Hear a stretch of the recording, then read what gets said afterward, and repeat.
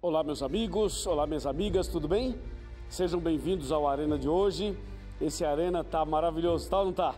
É uma série maravilhosa, o mistério da profecia, com certeza está sendo uma bênção para você, assim como está sendo uma bênção para mim e também para a nossa equipe aqui do Arena.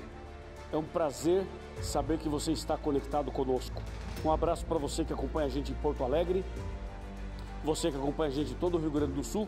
Um abraço para você de Santa Catarina, para você do Paraná, um abraço para você do Rio Grande do Norte, para você de toda a Paraíba, um abraço para você de Recife e todo o Pernambuco, para você da Bahia também, um abraço para você de Minas Gerais, do Espírito Santo, do Rio de Janeiro, um abraço para você de São Paulo, de Brasília, Mato Grosso do Sul, um abraço para você de Tocantins, um abraço para você que acompanha a gente em qualquer lugar deste país.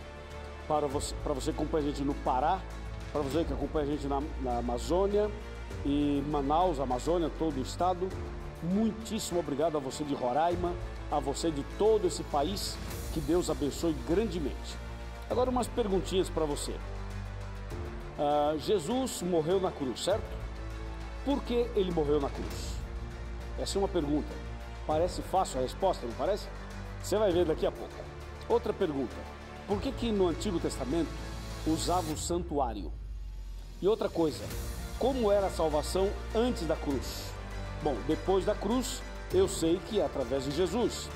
Mas e antes de Jesus morrer na cruz, as pessoas eram salvas de que maneira? Não é uma boa pergunta? E por que matavam cordeiros? Por que sacrificavam animais? A Bíblia é a favor do sacrifício de animais? O que você acha? Tá curioso, não tá? O Arena de hoje vai tratar desses assuntos. Então, eu convido você a abrir bem os olhos, aumentar o volume da televisão ou do computador para estudar a palavra de Deus conosco. Tema de hoje, a morte que traz vida. Prepare o seu coração.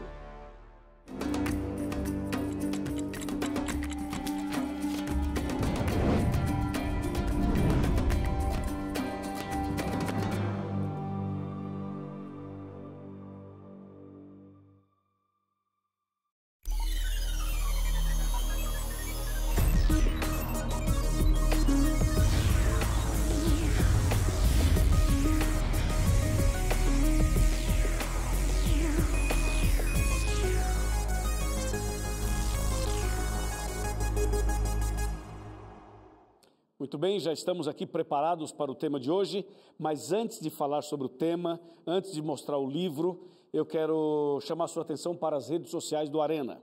Nós estamos nas principais redes sociais. É só você colocar @Arena do Futuro, aí você entra no Instagram, no Facebook e também no Twitter, tá bom? E fora isso daí, nós temos também um canal no YouTube que leva o meu nome, mas é um canal totalmente voltado para os temas do Arena. Então você vai lá, youtube.com/Pastor Luiz Gonçalves, e aí você tem todos os estudos bíblicos de graça, não paga um centavo, nada, é de graça. É tudo para honra e glória de Deus e para a evangelização, tá bom? Você vai lá, youtube.com/Pastor Luiz Gonçalves, se inscreva, divulgue, use isso daí para pregar o evangelho. É para isso que nós temos esses canais, somente para isso e nada mais, certo? Olha, eu estou amando este livro. Esse é o livro O Mistério da Profecia, escrito pelo pastor Mark Finley, um pastor de muita experiência, e é esse o nosso guia de estudos para essa temporada do Arena, entendeu? E eu quero convidar você a se aprofundar nesses temas. É o seguinte, aqui no tema de hoje, a morte que traz vida, eu queria chamar a sua atenção para a página 64, que fala assim: não existirá alguma coisa mais que essa vida? Haverá uma eternidade além do que vemos e conhecemos agora? Boas perguntas, hein? Vamos aqui para uma outra página, página 67. Era essencial que Adão e Eva compreendessem as consequências, o custo real do pecado. Interessante. Vamos a um outro texto que está aqui na página 70, que fala assim: peça perdão a quem você ofendeu com o seu pecado e faça as suas reparações necessárias. Muito boa a citação, hein? Vamos a mais uma aqui, na página 75, que diz assim: existem muitas pessoas que não têm a vida eterna porque não estenderam, a mão para tomar posse dela ao ser gratuitamente oferecida por Cristo Jesus. Olha, tem muitas citações aqui poderosíssimas. E o título é A Morte que Traz Vida. É isso aí, esse é o tema de hoje. Eu já estou aqui com a Bíblia na mão, Jesus no coração, e nós vamos agora nos preparar, abrir a Bíblia e entrar com tudo nesse tema. Está pronto? Pegou sua caneta, seu caderno, seu computador, convidou o pessoal aí, está todo mundo aí? Maravilha! Então agora vamos abrir a palavra de Deus e vamos ao tema de hoje. A Bíblia Sagrada diz que o salário do pecado é a morte. Eu vou lhe mostrar isso, caso você não tenha lido ainda. Eu vou ler para você. Está aqui no livro de Romanos, na carta do apóstolo Paulo aos Romanos, onde nós vamos ver o capítulo 6 e o versículo 23. Porque o salário do pecado é a morte, mas o dom gratuito de Deus é a vida eterna em Cristo Jesus, nosso Senhor. Bom, analisemos. Quando Deus fez Adão e Eva, Deus os fez perfeitos. Eles eram perfeitos. E por serem perfeitos, a comunicação de Adão e Eva com Deus era face a face, cara a cara, pessoalmente. Não havia barreira, não havia nenhum obstáculo. Era maravilhoso, né? Imagina falar com Deus face a face? Extraordinário. Só que depois o pecado entrou na vida do homem. E o homem não pôde mais ver a face de Deus. Então o homem apenas ouvia a voz de Deus, somente ouvia. Não conseguia ver a Deus mais. O tempo passou, os pecados aumentaram, a rebeldia cresceu e hoje o homem não ouve mais a voz de Deus. Por isso que em Apocalipse 3:20, Jesus fala assim, eis que estou à porta e bato. Se alguém ouvir a minha voz e abrir a porta, entrarei em sua casa, cearei com ele comigo. Ou seja, o que você percebeu aqui? Um distanciamento. Entendeu? O homem foi se distanciando de Deus, pouco a pouco. Hoje, as pessoas não sabem mais qual é a voz de Deus, qual a voz do inimigo, qual é a vontade de Deus, qual não é. As pessoas não sabem. Há uma confusão. Por quê? Porque o pecado bloqueia. O pecado causa separação entre Deus e os homens. E para Deus resolver esse problema do pecado e também acabar com essa distância, Deus fez algo extraordinário. Primeiro, revelou o plano da salvação através de Jesus. Só que Deus fez algo mais. Deus pediu algo a Moisés. Veja o que foi que Deus pediu. Vamos aqui para Êxodo, capítulo 25, versículo 8. Êxodo, está bem aqui, capítulo 25, pronto, versículo 8.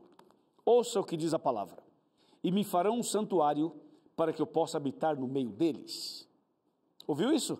Deus chama Moisés e fala assim, Moisés, me faça um santuário e eu continuarei habitando no meio de vocês.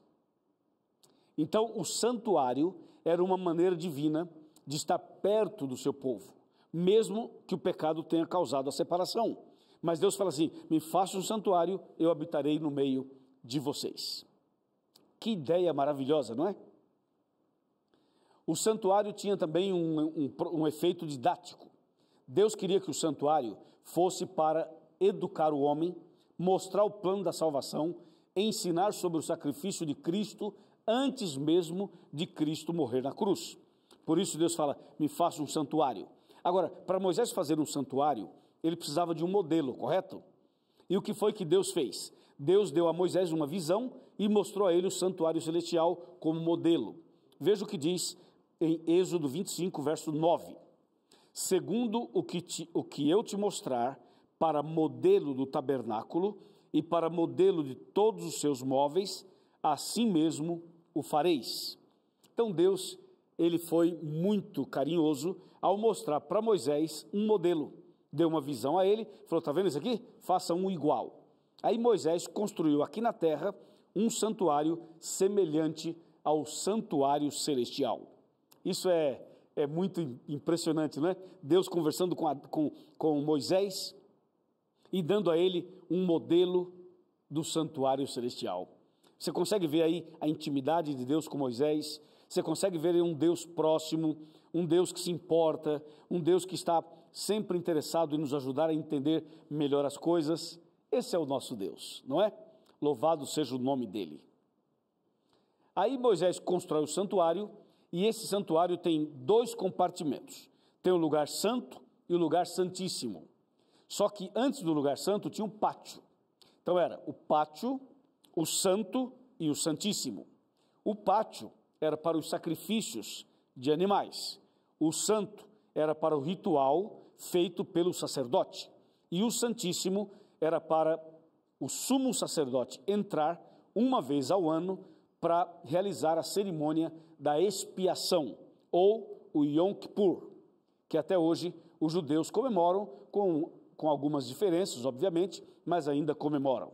Então, repetindo, o santuário tinha o pátio, o lugar dos sacrifícios, o santo, onde o sacerdote fazia o ritual, e o santíssimo, onde o sumo sacerdote entrava uma vez ao ano para fazer ali uma intercessão pelo povo, que era chamado Dia da Expiação.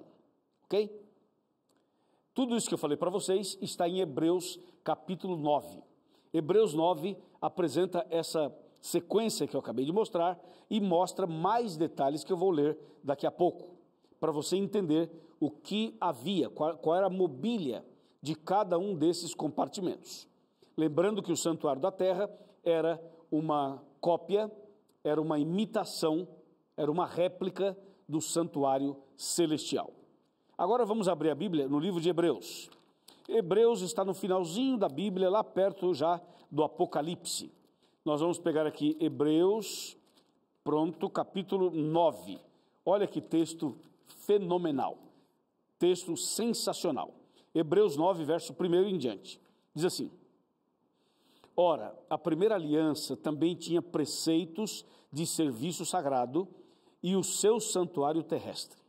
Com efeito, foi preparado o tabernáculo, cuja parte anterior, onde estava o candeeiro e a mesa e a exposição dos pães, que se chama Santo Lugar.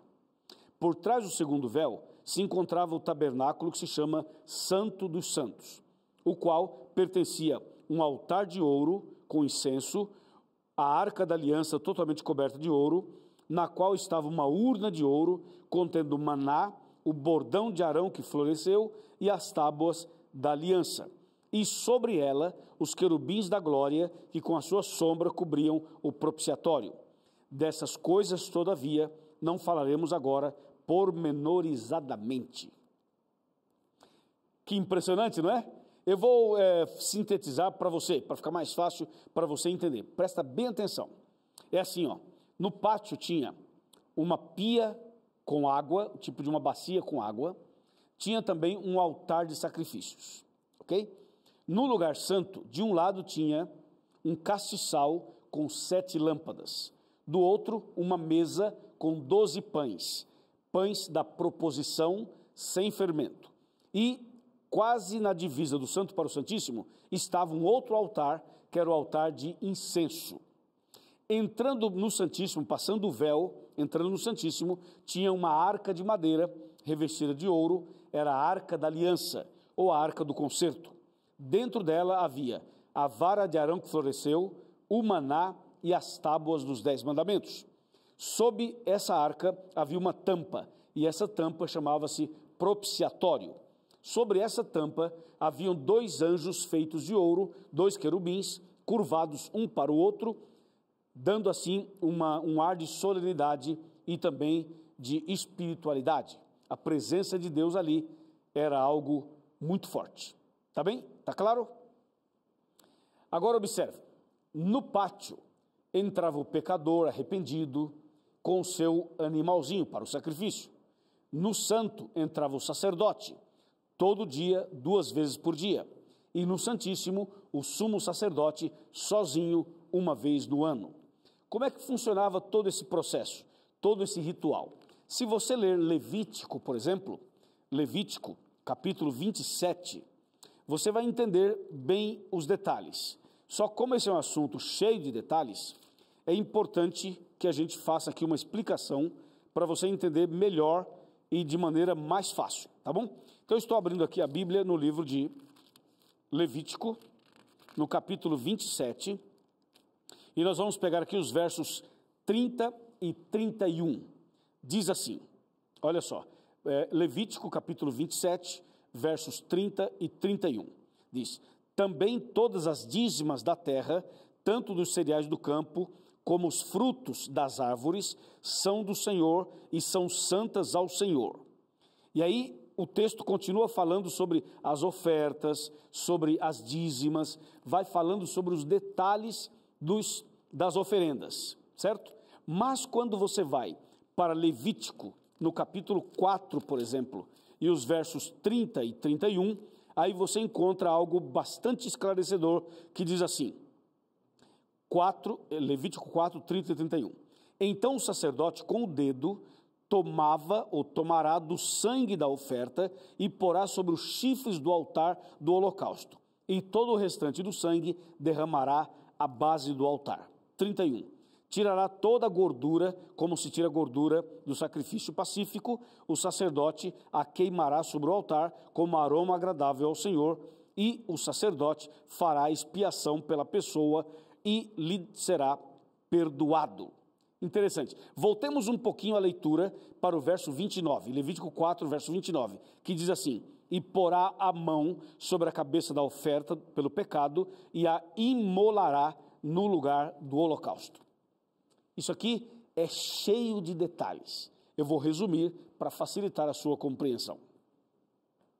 Era assim, o sacerdote, aliás, o pecador, melhor, vamos começar pelo pátio. O pecador pegava o cordeirinho, levava lá no pátio, colocava a mão sobre a cabeça do cordeirinho assim, fazia uma oração, confessava os seus pecados a Deus, com a mão sobre a cabeça do cordeirinho, e pedia perdão a Deus pelos seus pecados. Simbolicamente, os pecados eram transferidos para o cordeirinho. Em seguida, o cordeirinho era morto. Entendeu? Aí o sacerdote pegava o sangue desse cordeirinho e entrava no lugar santo com esse sangue numa vasilha. Aí no lugar santo ele molhava o dedo naquele sangue e fazia impressões digitais nas 4 pontas do altar. E o restante do sangue derramava em volta do altar. Isso era o ritual do santuário. E você pergunta, pastor, e para que isso? O que isso significa? É muito simples. É assim, o animal era inocente, o homem era pecador. O inocente morria no lugar do culpado. Só que isso que parece injusto é um princípio bíblico de salvação. Ali Deus estava ensinando para o homem o plano da salvação. O plano da salvação era assim, Jesus morreria no lugar do pecador. É o inocente Jesus morrendo no lugar do pecador, que somos nós. Por isso Deus queria ensinar esse princípio durante toda a caminhada pelo deserto. Entendeu? Então o pecador, ele confessava os seus pecados a Deus e colocava a mão sobre a cabeça do cordeirinho. O cordeirinho era morto no lugar dele e ele ia livre para casa. Isso ocorria todo dia, 2 vezes por dia, o ano inteiro. Quando completava 1 ano, o sumo sacerdote entrava no Santíssimo, levando numa vasilha também o sangue de um animal sacrificado, e ali ele oferecia a Deus aquele sangue e pedia a Deus que perdoasse os pecados do povo, pecados cometidos durante todo o ano. Deus se manifestava ali sob a arca da aliança e se manifestava em forma de fogo, e Deus perdoava o povo. O sumo sacerdote saía e divulgava lá fora, dizendo assim, atenção todos vocês, Deus perdoou os nossos pecados. Aí o povo fazia uma festa, comemorava aquela salvação, aquele perdão maravilhoso. Entendeu? Tudo isso apontava para Cristo. Observe, no pátio do santuário, aquele altar de sacrifício de animais apontava para o sacrifício de Jesus. Deus estava ensinando que Jesus seria sacrificado um dia no lugar do homem. Aquela bacia ou pia com água simbolizava a purificação, o Espírito Santo e o batismo. Entrando no lugar santo, tinha um castiçal com 7 lâmpadas. O número 7 representava as 7 igrejas do Apocalipse. E a lâmpada, que ficava acesa o tempo todo, simbolizava Jesus, a luz do mundo. E o número 7, o número da perfeição. Olha quanta coisa. Do outro lado do lugar santo, tinha uma mesa com 12 pães. O número 12 representava as 12 tribos de Israel e também os 12 discípulos. E o pão simbolizava Jesus, o pão da vida. E o fato do pão não ter fermento simbolizava Jesus, que nunca pecaria, que seria perfeito e obediente em tudo. Assim era o significado dos 12 pães. Quando você vai ali para a divisa do Santo para o Santíssimo, tem ali um altar de incenso. Esse altar de incenso simbolizava as orações do povo de Deus e a adoração que devemos fazer a Deus, dedicar a Deus. Assim era todo o sistema do lugar santo. Quando você passa para o Santíssimo, você tem a Arca da Aliança. A Arca da Aliança, ou a Arca do Concerto, lá dentro tinha o maná, a vara de Arão e os 10 mandamentos. O maná era um recado de Deus, de que Deus está no controle e que Deus proverá aquilo que você e eu precisamos. Deus proverá. E a vara de Arão que floresceu simbolizava que Deus está no controle. Deus dirige o seu povo, a sua igreja e a vida de cada um de nós e todo o planeta e todo o universo. Deus está no controle de tudo. Entendeu? Ainda no lugar santíssimo, você tinha lá na arca as tábuas da lei. As tábuas da lei tinham uma mensagem de juízo. A lei de Deus é dividida em duas partes: amor a Deus e amor ao próximo. E as tábuas da lei ali dentro simbolizavam amor e justiça. E Deus estava dizendo também que aquela lei seria a norma do juízo final, a base para o julgamento final. Por isso ali estavam as tábuas da lei, mostrando a importância da lei, a importância dos 10 mandamentos. Então Deus se manifestava ali uma vez por ano para perdoar o povo. E todo o ritual do santuário, tudo que acontecia ali, apontava para Jesus. Tanto é que quando Jesus veio e morreu na cruz, todo o ritual acabou. O cordeiro simbolizava Jesus. O sangue simbolizava o sangue de Jesus. A água, Jesus, a água da vida. O sacerdote era Jesus. O sumo sacerdote simbolizava Jesus. A luz era Jesus. O pão era Jesus. Ou seja, tudo que tinha no santuário apontava para Jesus. E quando Jesus veio para morrer na cruz, sabe o que aconteceu? Eu vou te mostrar. Veja o que aconteceu. João 1, verso 29. Esse texto é um dos textos mais incríveis da Bíblia. João, está bem aqui, capítulo 1, verso 29, diz assim: no dia seguinte, viu João a Jesus que vinha para ele e lhe disse: eis o Cordeiro de Deus que tira o pecado do mundo. João Batista apontou para Jesus e disse: esse aí é o Cordeiro de Deus que tira o pecado do mundo. Então Jesus foi identificado como Cordeiro, e todo o ritual do santuário era para chegar em Jesus, o verdadeiro Cordeiro. Entendeu? Além disso, quando Jesus morre na cruz, todo o ritual do santuário termina. Eu vou te mostrar um texto que fala sobre isso e gostaria que você prestasse bem atenção, porque agora tudo vai fazer sentido para você e para mim. Vem cá, chega mais perto. Vamos sentar aqui no meu sofá e vamos conversar sobre esse tema, esse último detalhe do tema. Eu vou lhe mostrar aqui Mateus capítulo 27. Olha que texto incrível esse que a gente vai ler aqui agora. Esse texto aqui de Mateus vai nos ajudar a entender claramente o que aconteceu e o significado geral e final de todas as coisas. Mateus 27, 50 e 51. Diz assim: e Jesus, clamando outra vez, com grande voz, entregou o Espírito. E eis que o véu do santuário se rasgou em duas partes, de alto a baixo, tremeu a terra e fenderam-se as rochas. Ou seja, quando Jesus morreu na cruz, o véu do santuário se rasgou de cima para baixo. E esse véu era alto, era grosso, enorme. Não dava para uma pessoa rasgar o véu com a mão, muito menos de cima para baixo. Não foi de baixo para cima, foi de cima para baixo.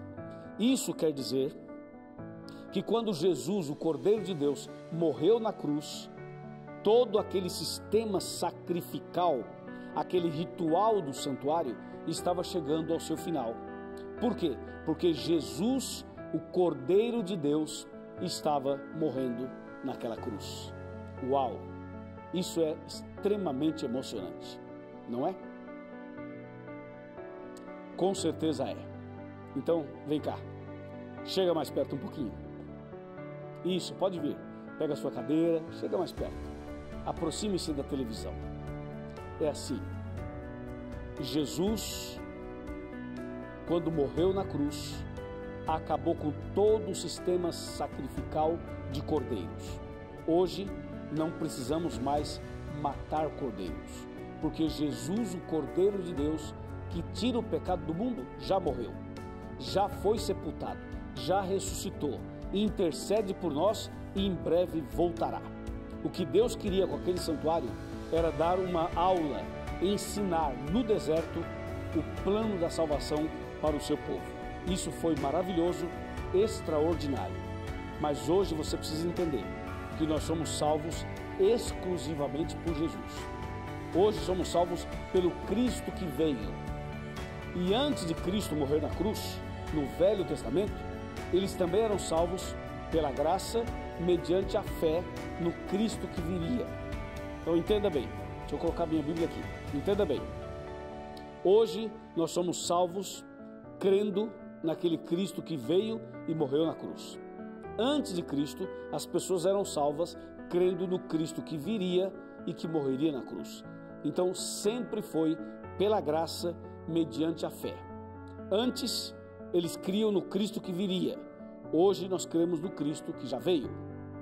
Entendeu? E tudo isso era a mensagem do santuário. E hoje, graças a Deus, nós sabemos que a salvação está disponível para cada um de nós. É a morte que traz vida. A morte de Cristo que trouxe a vida para você e para mim. E vida eterna. Amém? Eu pergunto, você aceita Jesus como Salvador pessoal? Você aceita o sacrifício dele na cruz como suficiente para salvar você? Se você acredita, levante a mão e feche os olhos. Eu vou orar por você. E depois da oração, entre nesse site que aparece aqui, procure uma igreja adventista, faça uma visita para nós e diga que você é meu convidado especial. Tá bom? Oremos. Querido Pai Celestial, obrigado porque Jesus é o Cordeiro de Deus que tira o pecado do mundo. Obrigado pelo sacrifício de Jesus. Obrigado pela salvação que o Senhor nos deu na cruz do Calvário. Abençoe essa pessoa que está aceitando Jesus como Salvador. Cuida dela e prepara essa pessoa para a vida eterna. É o nosso pedido e agradecimento em nome de Jesus. Amém.